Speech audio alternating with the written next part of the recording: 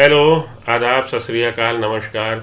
Welcome to the Sumo biology online classes. स्वागत है आपका सुमो बायोलॉजी में। तो हम लोगों ने लास्ट लेक्चर में पढ़ा था सेल साइकिल के बारे में। We have started the chapter number 10 from class 11 biology, cell cycle and cell division, and we have completed up to the interphase. Now we are going to discuss M phase. M phase से चालू करते हैं, ठीक है जी।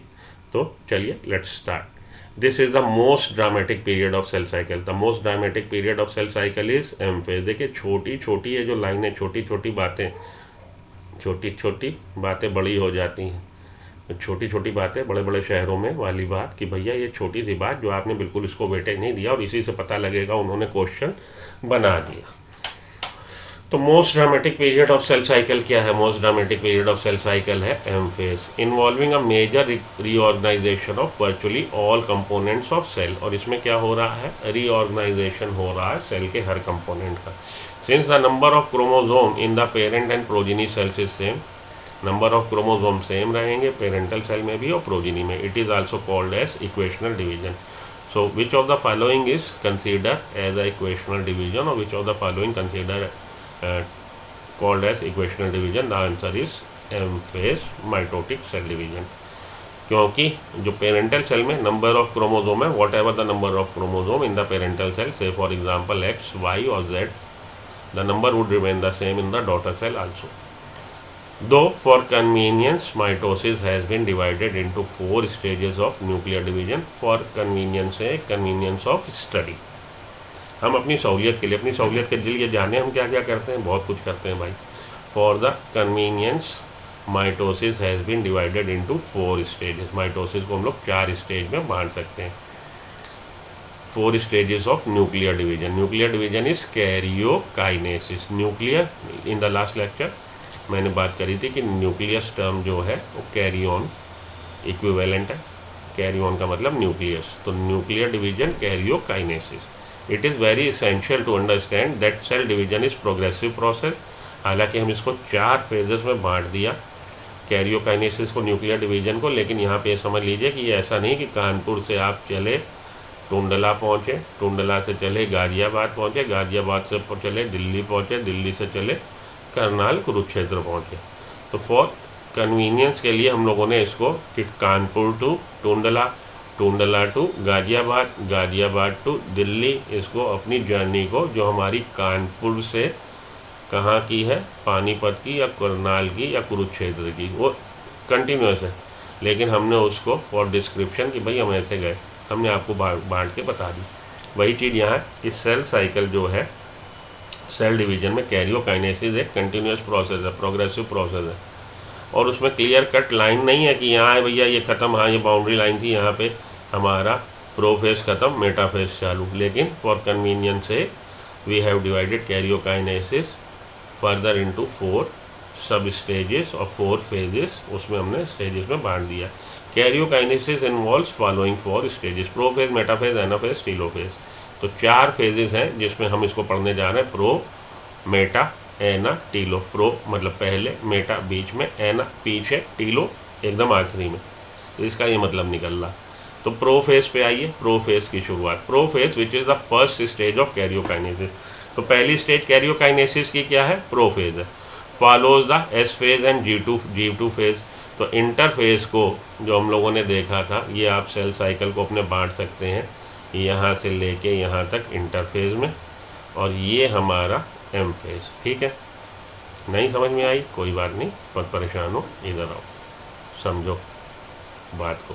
ये cell cycle जहाँ से आप चालू हुए वहीं पे आ गए, घूम के वहीं आ गए। तो सुबह उठे, नहाए धोए, कपड़े बदले, सोचा आज खूब पढ़ेंगे।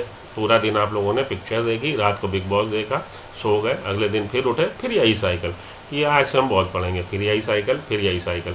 तो 2021 में यही करते आए, 2022 में भी यही करेंगे और 2023 में भी यही करेंगे। अरे ये सब नहीं करेंगे बच्चा, हम लोग उठेंगे, सुबह पढ़ेंगे, मोंगा सर के लेक्चर देखेंगे और नीट को क्रैक कर लेंगे। ऐसा सोचो, समझे? गलत बातें मत सोचो।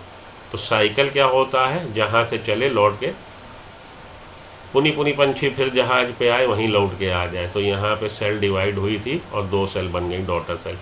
वो उस चक्र में फिर से एंटर हो गई जिस चक्र में उनकी पेरेंटल सेल थी। क्या कि सबसे पहले ग्रोथ कर लो, डीएनए डुप्लीकेशन कर लो, फाइनली डिवाइड हो जाओ।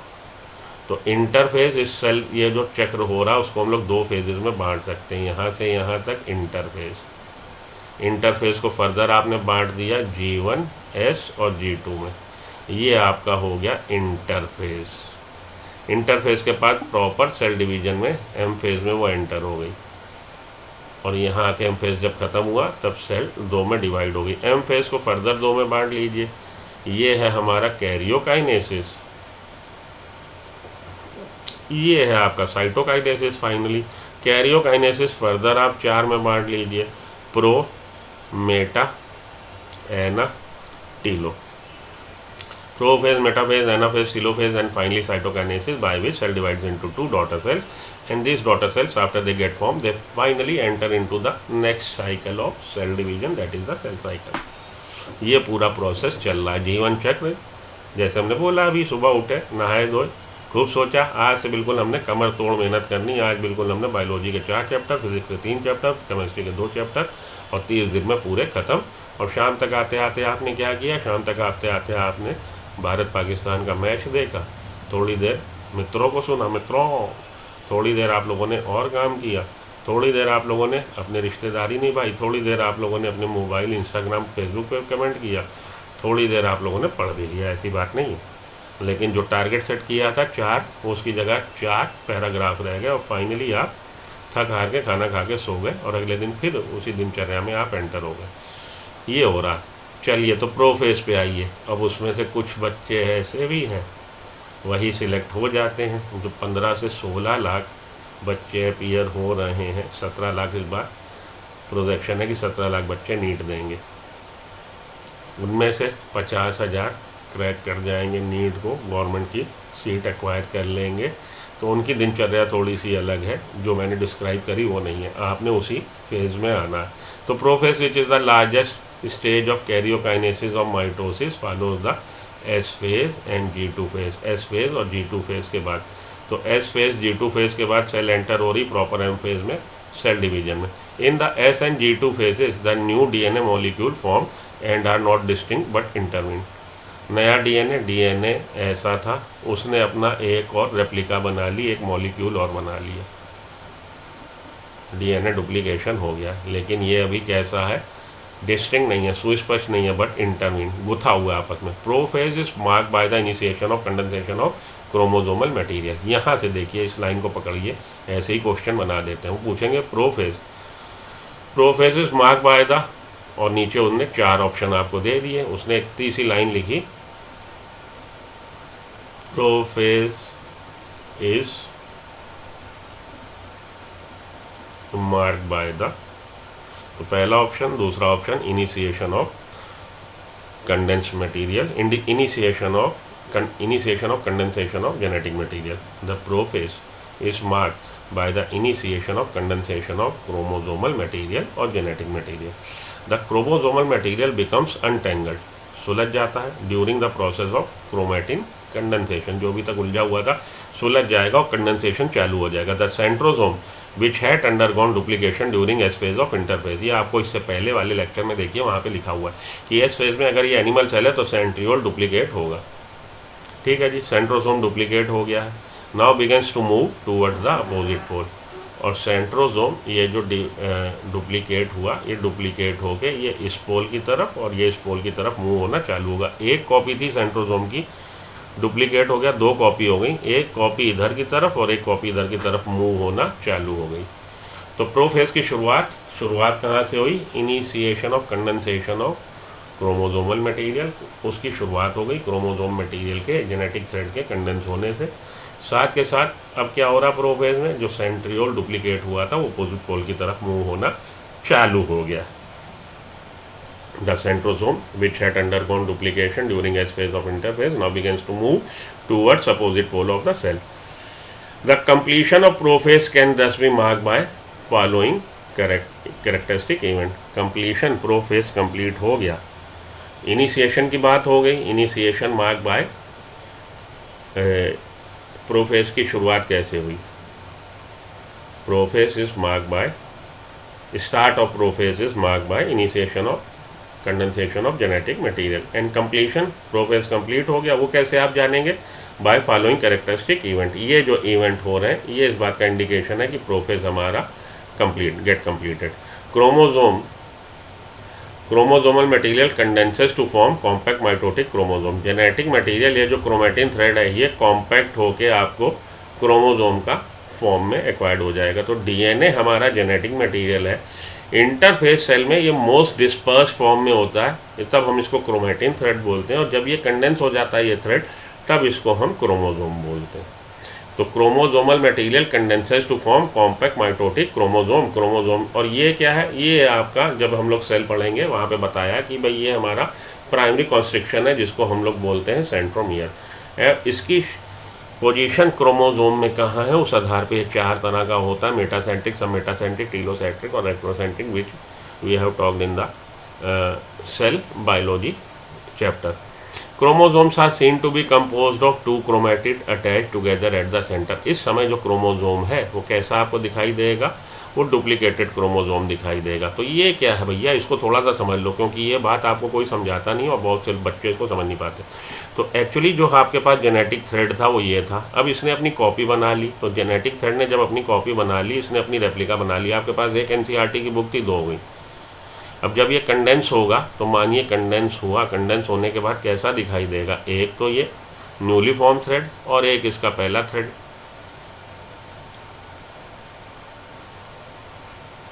जो इसके पास पहली कॉपी थी, एक ये जो नई कॉपी बनी, और ये सेंट्रोमियर से दोनों अटैच रहती हैं। तो duplicated chromosome means duplicated genetic material. जब वो कंडेंस हो गया तो क्रोमोजोम, डुप्लीकेटेड क्रोमोजोम जब कंडेंस हो जाता है तो उसमें 2 रॉड लाइक ये 2 छड़ें दिखाई दे रही हैं। ये half of the duplicated chromosome is called as chromatid.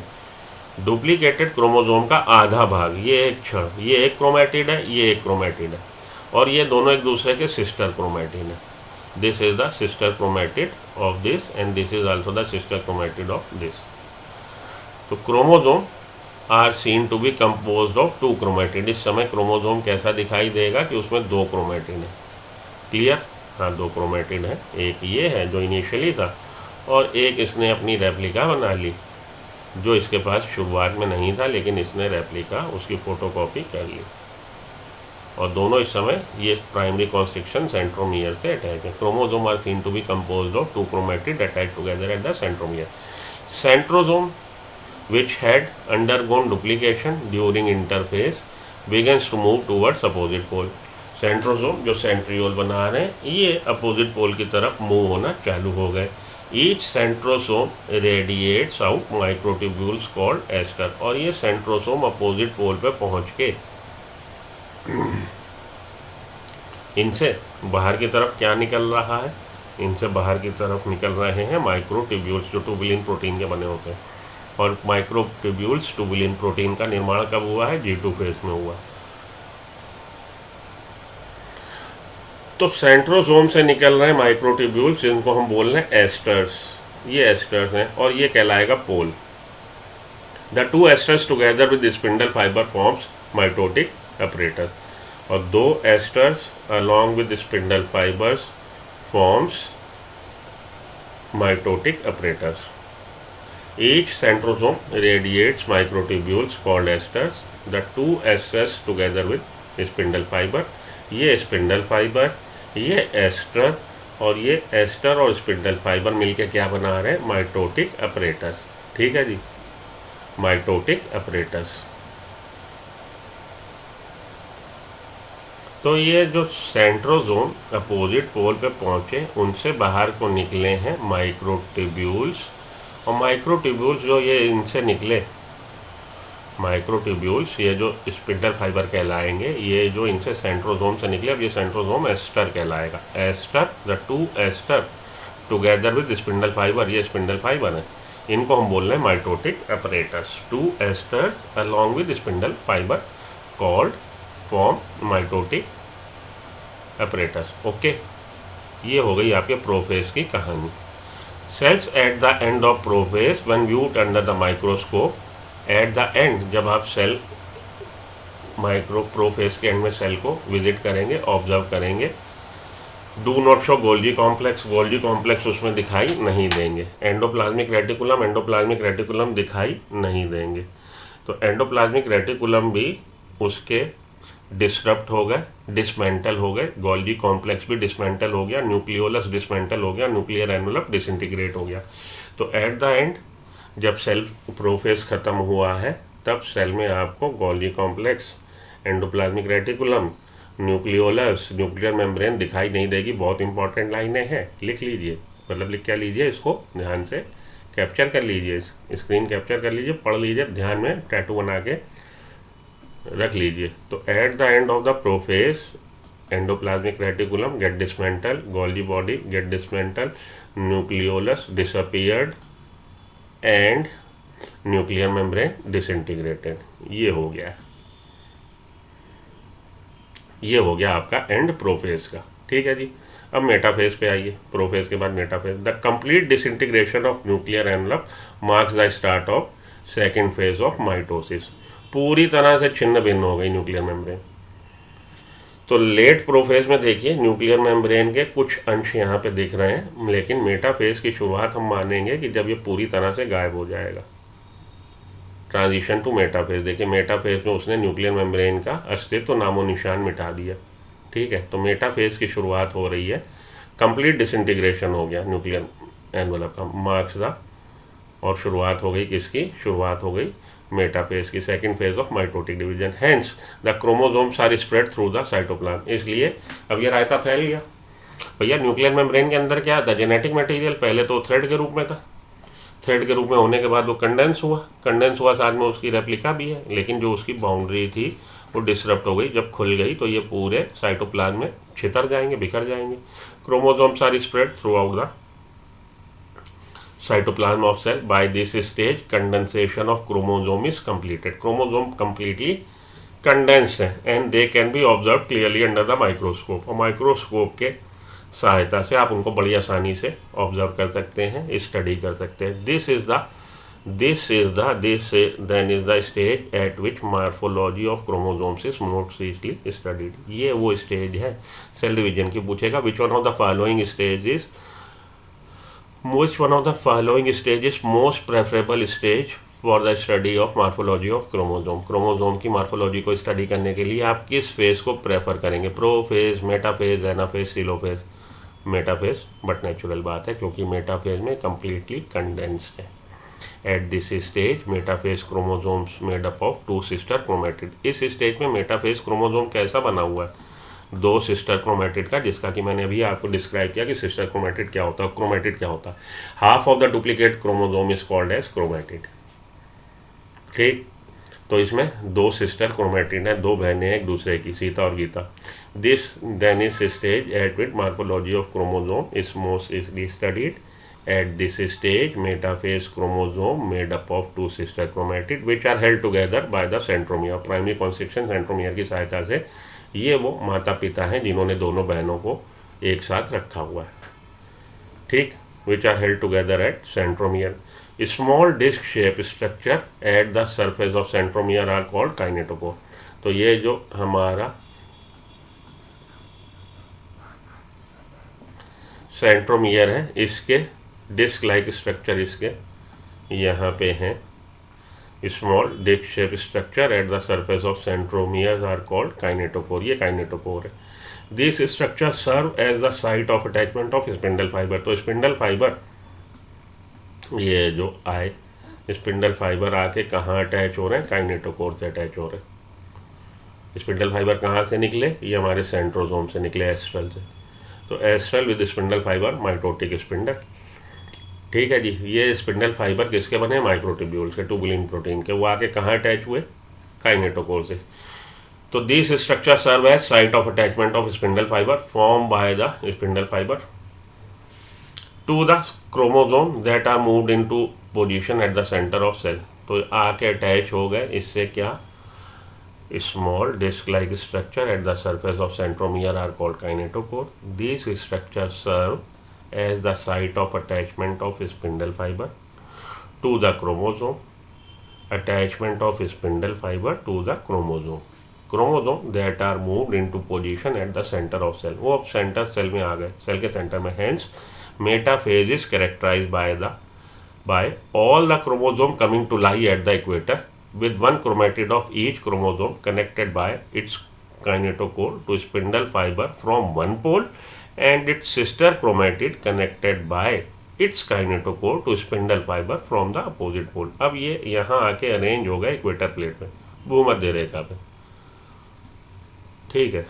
इधर से निकला स्पिंडल फाइबर, यहाँ काइनेटोकोर, वो कह रहा है कि अपनी तरफ के काइनेटोकोर के अपनी तरफ के एस्ट्रल पोल से वो स्पिंडल फाइबर से अटैच है, और दूसरी तरफ का जो इसका सिस्टर क्रोमेटिड है वो अपनी तरफ के काइनेटोकोर की सहायता से अपनी तरफ के एस्ट्रल पोल से अटैच है। ये बात बोल रहा है यहाँ पे इस लाइनों में। इस तरह से ये अटैचमेंट हो जाएगा। भाई पहले तो छितर गए थे, छितरने के बाद पूरे साइटोप्लाज्म में, अब वो इक्वेटर प्लेट पे ये बीच में आके अरेंज हो गए और डुप्लीकेटेड है। ये क्रोमेटिड अपनी तरफ के, ये जो हमारा एस्ट्रल पोल है उसके साथ अटैच है bye means of spindle fibre. और स्पिंडल फाइबर कहाँ के अटैच हुए? काइनेटोकोर से। तो अपनी तरफ के काइनेटोकोर से अपनी तरफ के स्पिंडल फाइबर से वो एस्ट्रल पोल से अटैच है, और इसका जो सिस्टर क्रोमेटिड है वो अपनी तरफ के एस्ट्रल पोल से अपने काइनेटोकोर की सहायता से अटैच है। ये बात इसने यहाँ पे आपको बताई है, ठीक है जी। तो अगर आप बारीकी से बात समझेंगे बहुत आसानी से आपकी समझ में आ जाएगी। Small disc shape structure at the surface of centromere are called kinetochore.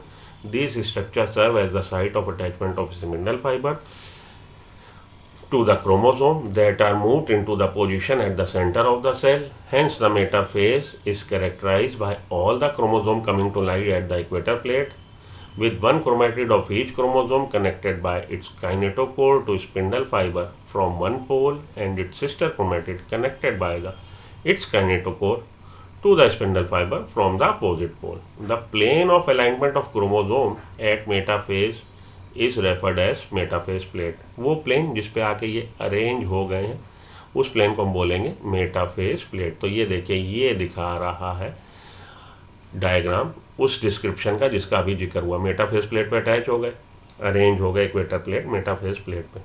जिस प्लेन पे ये अरेंज हुए उसको मेटाफेज प्लेट बोल रहे हैं।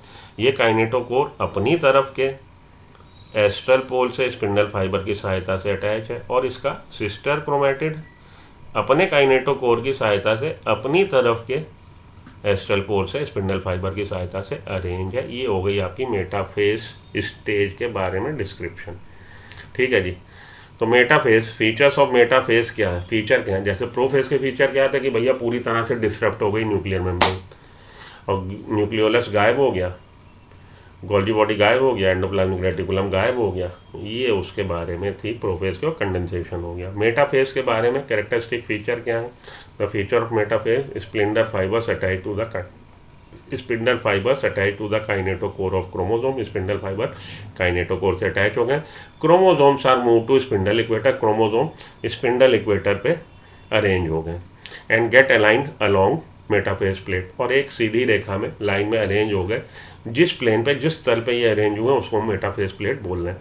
Through spindle fibres to both pole align हो गए अलोंग मेटाफेज प्लेट, किसकी सहायता से? स्पिंडल फाइबर की सहायता से, through spindle fibre to both pole. अब हम we are going to discuss anaphase. Next phase पे आते हैं, एनाफेज पे आते हैं। At the onset of anaphase each chromosome arranged at the metaphase plate is split simultaneously and the two daughter chromatids now referred as daughter chromosome। भाई ये duplicated था और ये इक्वेटर प्लेट पे सब अरेंज है। मानिए हम लोग की ह्यूमन सेल है तो कितने क्रोमोसोम अरेंज है? 46, और उसमें 2 क्रोमेटिड हैं। अब ये 20 से टूटा, सभी टूटे साइमल्टेनियसली। क्या हुआ? Each chromosome, her chromosome arrange at the metaphase plate, जो मेटाफेज प्लेट पे अरेंज है, स्प्लिट टूटना, अलग होना, साइमल्टेनियसली एक साथ, एंड द 2 डॉटर क्रोमेटिड। अब ये अलग अलग हो गए तो ये डॉटर क्रोमेटिड हो गए, संतान क्रोमेटिड हो गए। 2 daughter chromatid now referred as daughter chromosome. अब इनको हम डॉटर क्रोमोसोम, संतान क्रोमोसोम कह सकते हैं, क्योंकि ये जब कैरियोकाइनेसिस कंप्लीट होने के बाद साइटोकाइनेसिस होगा, जो 2 सेल्स बनेंगी उसमें आधा, एक इसका जो आधा भाग है एक सेल में जाएगा, आधा भाग एक सेल में जाएगा। तो फ्यूचर में जो सेल बनने जा रही भविष्य में, उसके लिए ये पूरा क्रोमोजोम है अपने आप में। कैसे भैया, आपके पास एक आम था, वो आम ने अपने को डुप्लीकेट कर लिया, डबल हो गया, वो आम बीच से कट गया। तो इनिशियली जो आपके पास चीज़ थी वापस उसी आपके पास एक एनसीईआरटी की बुक है, आपने उसकी कॉपी बनाई, लेकिन अभी दोनों एक साथ हैं। अब आपने उसको बीच में से अलग कर लिया। एक एनसीईआरटी आपने किसको दे दी? आपने सूरज को दे दी और दूसरे को चंदा को दे दी। तो ये सूरज और चंदा के लिए तो अपने आप में पूरी की पूरी एनसीईआरटी है, पूरे का पूरा वही जो चीज़ सूरज चंदा के पिताजी के पास आकाश के पास थी। तो आकाश के पास जो थी उसने अपने बच्चों को दे दी। उसने पहले क्या किया, उसे पता था मेरे पास एक बुक है, मेरे बच्चे दो होने जा रहे हैं, तो अगर दूंगा तो आधी आधी। उसने पहले उसकी फ़ोटो कॉपी कर ली। फ़ोटो कॉपी करने के बाद एक कॉपी उसने एक को दे दी, दूसरी कॉपी उसने दूसरे को दे दी। तो बच्चों को जो मिली बेसिकली वो वही मिला जो पिताजी के पास था। एनसीईआरटी की बुक उनको मिल गई एज इट इज़, बगैर किसी चेंज के। ठीक है जी। तो ये जो सिस्टर क्रोमेटिड अलग अलग हुए, ये फ्यूचर के क्रोमोजोम है। जब सेल ये डिवाइड होकर फर्दर दो डॉटर सेल बना देगी। तो each chromosome arrange at metaphase plate is split simultaneously and the two daughter chromatids now referred as daughter chromosome of the future daughter nuclei began their migration towards the opposite pole. ये अलग होने के बाद ये इधर की तरफ चल दिया, ये इधर की तरफ चल दिया, अपने अपने गंतव्य की तरफ, डेस्टिनेशन की तरफ। They started moving towards their astral pole as each chromosome moves away from the equator plate. Now हम उनको कंसीडर कर सकते हैं क्रोमेटिड नहीं, क्रोमोजोम के तौर पे। Chromosome moves away from the equator plate. The centrosome of each chromosome remains directed towards the pole. Centrosome remains directed towards the pole. तो ये सेंट्रोजोम आगे आगे और ये इधर की तरफ खींच रहा। तार बांध के आप किसी चीज़ को खींच रहे हो, तो सेंट्रोजोम आगे आगे and this is the chromatid trailing behind, पीछे की तरफ। The centrosome of each chromosome remains directed towards the pole and hence at the leading edge with the arms of chromosome trailing behind. तो ये पीछे की तरफ, ये आगे आगे। Thus anaphase stage is characterize by, इसलिए हम कह सकते हैं कि anaphase stage is characterize by the following event. Anaphase ये देखिए, ये तो टूटने के बाद आधा मतलब क्रोमेटिड जो फ्यूचर का क्रोमोजोम है, ये इधर की तरफ चला, ये इधर की तरफ चला। की इवेंट्स क्या है? सेंट्रोजोम स्प्लिट हुआ, क्रोमेटिड सेपरेट हो गए। की इवेंट एनाफेज के क्या है? Centrosome split, chromatid get separated from each other, chromatid move to the opposite pole और क्रोमेटिड अपोजिट पोल की तरफ चल दी। Now enter into the telophase. At the beginning of final stage, karyokinesis की final stage telophase, the chromosome that have reach their respective pole. Chromosome अपने अपने तरफ, एक उत्तर, एक नॉर्थ, एक साउथ, अपोजिट पोल पे पहुंच गए।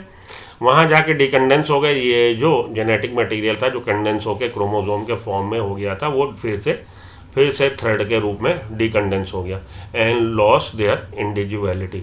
और अब वो अपनी इंडिविजुअलिटी, जो अस्तित्व उसका सामने आया था क्रोमोजोम के फॉर्म में, उसने अपना अस्तित्व खो दिया, इंडिविजुअलिटी खो दी।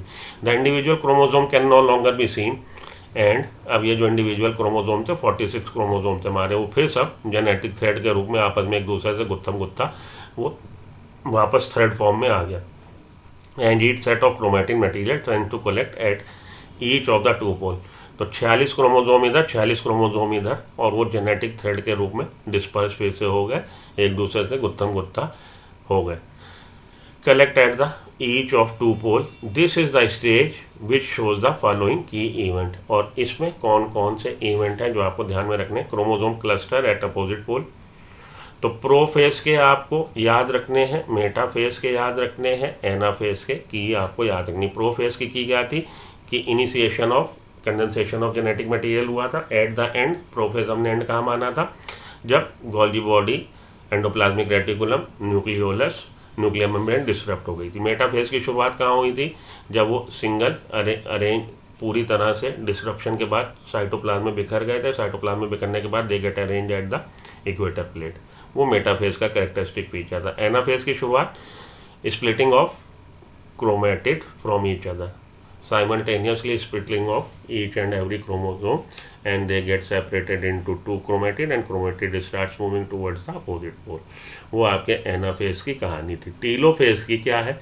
Chromosome cluster at opposite pole, ये अपोजिट पोल की तरफ जो चल दिए थे वहाँ पहुँच गए, वहाँ पहुँच के डिसमेंटल हो गए, डिसरप्ट हो गए, कंडेंसेशन जो हुआ था डीकंडेंस हो गए और इंडिविजुअलिटी उन्होंने खो दी। Nuclear envelope develops, nuclear envelope जो छिन्न भिन्न हो गया था प्रोफेज में वो फिर से बन गया।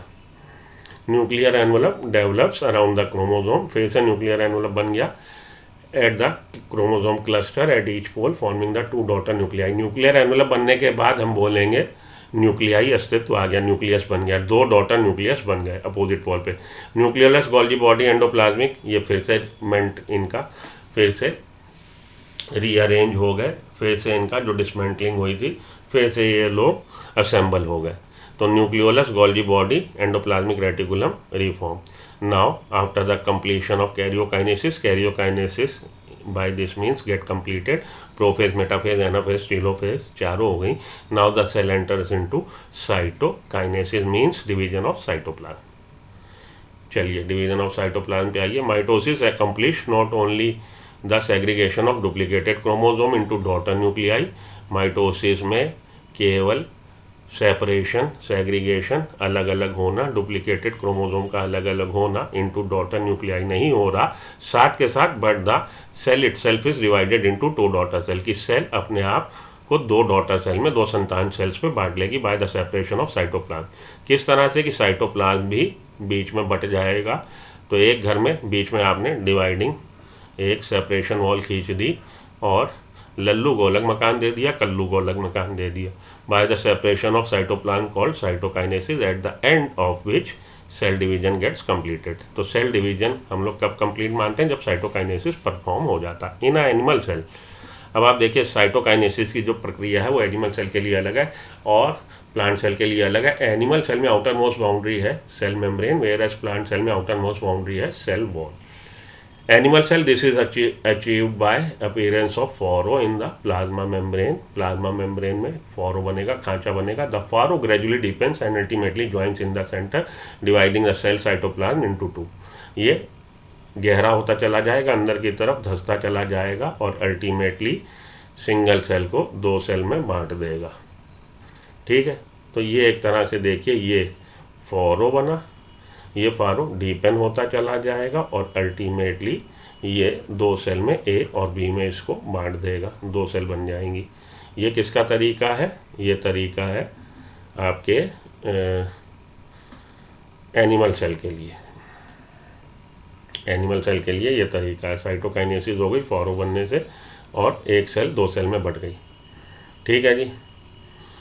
The faro gradually deepens and ultimately joins in the center, dividing the cell cytoplasm into two. Plant cell, however, are enclosed in a relatively inextensible cell wall. ये तो एनिमल सेल की बात हो गई, लेकिन प्लांट सेल में outer most boundary cell wall है। Therefore, they undergo cytokinesis by a different mechanism. इसलिए साइटोकाइनेसिस का जो मैकेनिज्म है प्लांट सेल में अलग है हमारी एनिमल सेल से। In plant cells wall formation starts in the centre. Plant cell में वॉल फॉर्मेशन कहाँ से स्टार्ट होगा? सेंटर से, यहाँ से स्टार्ट होगा। Wall formation starts in the centre of the cell and grows outward, और ये बाहर की तरफ ऐसे बीच से चालू हुआ और बाहर की तरफ ये ग्रोथ करता चला जाएगा। And grows outwards to meet the existing lateral wall, पहले से मौजूद लेटरल वॉल से जाके मिल गया। The formation of new cell wall begins with the formation of simple precursor called the cell plate. ये लाइन इंपॉर्टेंट है, पूछा जाता कि नई सेल वॉल फॉर्मेशन जो हुई है उसकी शुरुआत कैसे हुई है? उसकी शुरुआत हुई है उसके प्रिकर्सर बनने से cell plate that represents the middle lamella. और सेल प्लेट किसको रिप्रेजेंट कर रही है? मिडिल लैमेला को। ये लाइनें बहुत इंपॉर्टेंट है। तो प्लांट सेल में जो ये के साइटोकाइनेसिस हुई है सेल वॉल के फॉर्मेशन से स्टार्ट होती है। और सेल वॉल का फॉर्मेशन कहाँ से स्टार्ट होता है? In the centre of the cell. और पहले सेल वॉल का प्रिकर्सर बनता है जिसको हम सेल प्लेट बोलते हैं। और सेल प्लेट बेसिकली किसको रिप्रेजेंट कर रहा है? मिडिल लैमेला को रिप्रेजेंट कर रहा है। Middle lamella between the walls of two adjacent cells. At the time of cytoplasmic division organelles like mitochondria plastids get distributed between the two daughter cell. तो जब साइटोप्लाज्मिक डिवीजन हो रहा है तो सेल के ऑर्गेनेल्स डॉटर सेल्स में बांट दिए जाते हैं। तो पिता ने क्या किया, उसके पास जो भी वसीयत थी, 2 कारें थी, एक सेंट्रो एक मारुति, उन्हें एक बच्चे को दे दी सेंट्रो, एक को मारुति। इसी तरह से उसके पास 2 एसी थे, एक वीडियोकॉन का और एक आपका वोल्टास का, वो भी उसने एक को दे दिया, एक को दे दिया। तो जितने भी सेल ऑर्गेनेल्स हैं mitochondria plastid get distributed between the daughter cell. In some organism karyokinesis is not followed by cytokinesis. कुछ ऑर्गेनिज्म ऐसे हैं जिसमें कैरियोकाइनेसिस तो हो जाएगा, साइटोकाइनेसिस नहीं होगा। तो क्या कंडीशन होगी, तो एक ही सेल में मल्टीपल न्यूक्लियाई हो जाएंगे, as a result of which multinucleate condition arises. Multinucleate condition हो जाएगी leading to the formation of syncytium. Liquid endosperm in coconut. पूछा जाता है कि मल्टीपल न्यूक्लियाई आपको कहाँ मिल रहे हैं, तो लिक्विड एंडोस्पर्म कोकोनट में, कि न्यूक्लियस तो डिवाइड हो रहा है लेकिन सेल डिवाइड नहीं हो रही। ठीक। Significance of mitosis. माइटोसिस का विशेष महत्व क्या है। माइटोसिस और the equational division is usually restricted to the diploid cells only. ज़्यादातर डिप्लॉयड सेल्स आपको माइटोसिस दिखाती हैं, लेकिन एक्सेप्शंस भी हैं जैसा कि हम लोगों ने देखा। However in some lower plants में, ब्रायोफाइट्स में, एल्गा में, and in some social insects, honey bee में, haploid cells also undergo mitosis. It is very essential to understand the significance of this division in the life of an organism. तो अच्छे से समझ लीजिए कि इसका क्या सिग्निफिकेंस है, क्या महत्व है in the life of an organism. किसी भी जीव के जीवन काल में इसका क्या महत्व है। Are you aware of some example when you have studied about haploid and diploid insects. तो हम लोग जब sex determination in honey bee पढ़ेंगे क्लास 12 के इनहेरिटेंस ऑफ जेनेटिक्स वाले चैप्टर में, प्रिंसिपल्स ऑफ इनहेरिटेंस जब चैप्टर को पढ़ेंगे वहाँ पे इसका डिस्कशन हम लोग करेंगे। Mitosis usually results in the production of diploid daughter cell. Mitosis से 2 एंड सेल है, डिप्लॉयड सेल है, डिप्लॉयड सेल ने 2 डॉटर सेल डिप्लॉयड सेल बना दी विद आइडेंटिकल जेनेटिक कॉम्प्लीमेंट। और इसका जो जेनेटिक मटेरियल होगा वो बिल्कुल आइडेंटिकल मिरर इमेज होगा पेरेंटल सेल के। The growth of multicellular organism is due to mitosis. Multicellular organism में ग्रोथ का बेस क्या है, mitotic cell division. Cell growth results in disturbing the ratio between the nucleus and cytoplasm. Cell growth करती है तो nucleus cytoplasmic ratio disturb हो जाता है। If therefore becomes essential to maintain the cell to restore the nucleocytoplasmic ratio. जब nucleocytoplasmic ratio disturb हो जाएगा तो सेल के लिए ये चीज़ आवश्यक हो जाएगी कि वो इसको पुनः स्थापित करे। A very significant contribution of mitosis is cell repair. तो माइटोसिस सेल डिवीजन बेसिकली हो रहा है to restore the nucleocytoplasmic ratio, और जो इसका कंट्रीब्यूशन है वो सेल रिपेयर में भी है। The cells of upper layer of epidermis, cells of the lining of gut and blood cells are being constantly replace. हम लोग जानते हैं कि हम लोग की एपिडर्मिस स्किन की लेयर्स लगातार डीजनरेट हो रही है, तो लगातार उसका रीजनरेशन भी हो रहा है।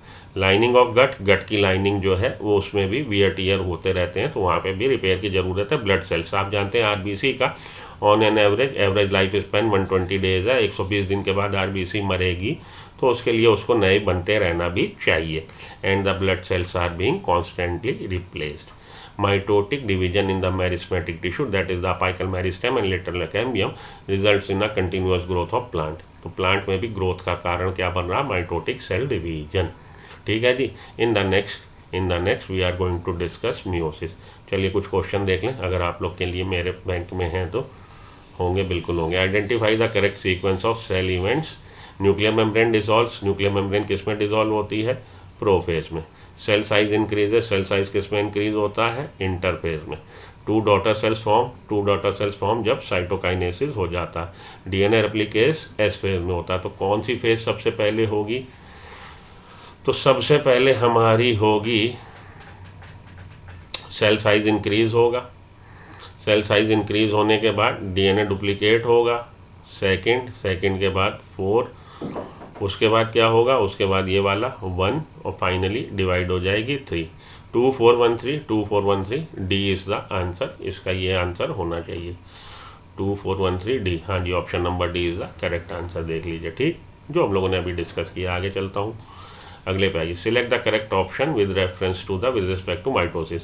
Chromatid separate but remain in the centre of cell in anaphase. Separate हो गए लेकिन सेंटर में रहते नहीं, अपोजिट पोल की तरफ मूव कर जाते हैं। Chromatid start moving opposite poles in telophase.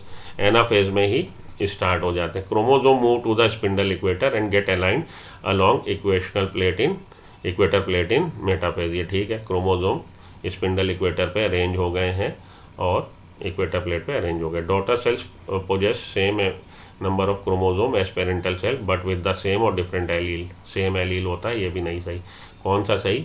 Option number C is the correct. आप जाइए ऑप्शन नंबर सी के साथ। चलिए आगे चलिए। The best cell division stage to observe the morphology of chromosome कौन सी स्टेज है? मेटाफेज। मेटाफेज वो स्टेज है जिसमें हम सबसे अच्छी तरह से स्टडी कर सकते हैं। तो ये आपके एनसीईआरटी पेज नंबर 165 पे ये दिया हुआ। So the correct option is metaphase. ठीक है जी, आगे चलिए। Match the events in column A and phase in mitotic cell division. Chromosome get arrange in a horizontal plane at equator किस में हुआ? ये हुआ हमारा मेटाफेज में। Daughter chromosome move to the opposite pole किस में हुआ? डॉटर क्रोमोजोम मूव हुए एनाफेज में।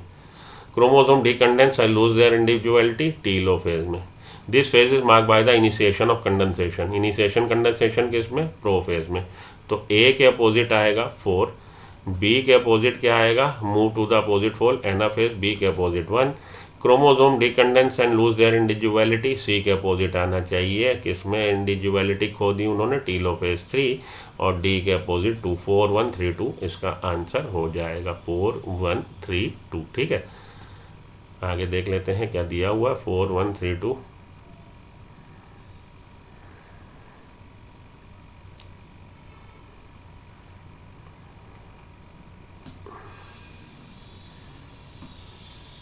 The spindle fibre which extend from pole to kinetochore, उसको हम लोग क्या बोलते हैं? जो पोल से काइनेटोकोर तक आए हैं, क्रोमोजोमल फाइबर्स बोलते हैं उनको हम लोग।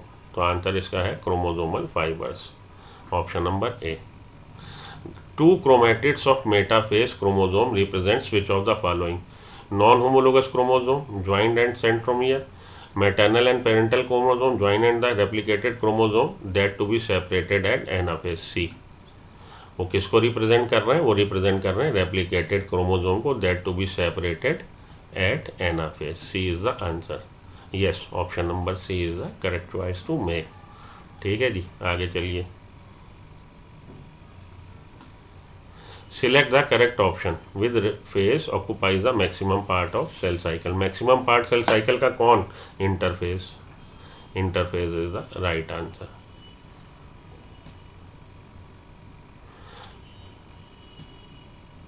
नीट 2020 का क्वेश्चन है, ये देखिए। नीट 2020 में क्वेश्चन आया। Some individual cells exit cell cycle and enter vegetative interactive phase, this is called quiescent phase. The process occurs at the end of भाई हमारा किस फेज के बाद? एम फेज के बाद। एम फेज के बाद ख़त्म होने के बाद, at the end of M phase they exit from the cell cycle. तो आंसर क्या हो जाएगा? एम फेज हो जाएगा। Cells in G0 phase of cell cycle क्या करते हैं? एग्जिट कर जाते हैं सेल साइकिल से। आपके नीट की लाइन है, they exit cell cycle and enters into the quiescent stage. Metabolically active है, लेकिन अब वो उन्होंने अपने को विड्रॉ कर लिया फर्दर सेल डिवीजन से। नीट 2019 का क्वेश्चन है ये। ठीक है जी, चलिए आगे। In which stage of cell cycle are histone protein synthesise? Histone protein का सिंथेसिस एस फेज में होता है, क्योंकि डीएनए डुप्लीकेट हो रहा है, आगे डीएनए कंडेंस होना है, तो एस फेज में बना ली गई है histone protein. Histone proteins taking part in the condensation of DNA. S phase में हिस्टोन प्रोटीन्स बनती हैं। In somatic cell cycle a short interphase followed by long, short नहीं ये लॉन्ग होता है। DNA replication take place in S phase, ठीक बात है। In G1 phase DNA content is double the amount of DNA. G1 phase में नहीं, S phase में डीएनए कंटेंट होता है। G2 phase follows mitotic phase, mitotic phase के बाद G1 फेज आता है। एम फेज खत्म होने के बाद G1 आता है। ये भी रॉन्ग, ये भी रॉन्ग, ये सही है। DNA replication take place in G1। समझ में आई बात? ये क्यों सही है, ये तीनों क्यों गलत है? लॉजिक समझ लीजिए। शॉर्ट इंटरफेज नहीं, इंटरफेज लंबा होता है। G1 फेज में डीएनए कंटेंट, G1 फेज में नहीं, एस फेज में कंटेंट डबल होता है। G2 phase follow mitotic phase, mitotic phase के बाद G1 फेज होता है। आंसर क्या है? B. In S phase of cell cycle, NEET 2019 का क्वेश्चन है, तो आप लोग के लिए amount of DNA double in each cell, S phase में हाँ अमाउंट ऑफ डीएनए डबल्स हो जाता है। Amount of DNA remain same नहीं, क्रोमोसोम नंबर इंक्रीज नहीं, अमाउंट ऑफ डीएनए रिड्यूस नहीं, अमाउंट ऑफ डीएनए डबल हो जाता है। उसने अपनी रेप्लिका बनाई है, डबल किया। ठीक, तो यहाँ पे आके मैं अपनी वाणी को विराम देता हूँ। अगले लेक्चर में आपसे फिर मिलता हूँ। तो उम्मीद करता हूँ आपको पसंद आ रहा है सेशन। लाइक बटन हिट कर लीजिए और मेरे को चैनल को सब्सक्राइब कर लीजिए। डीपीपी वगैरह को समझने के लिए और टेस्ट वगैरह देने के लिए आप सुमो बायोलॉजी ऐप को डाउनलोड कर लीजिए। लाइव क्लासेस भी मेरी चल रही हैं, अगर उसमें इंटरेस्टेड हो तो मेरे ऐप पे कमेंट करिए, मैं आपको लाइव क्लासेस का लिंक प्रोवाइड कर दूंगा। तो मिलता हूँ ब्रेक के बाद। नेक्स्ट लेक्चर में हम लोग मियोसिस सेल डिवीजन को डिस्कस करेंगे। तो till then good luck, goodbye, have a nice day, thank you.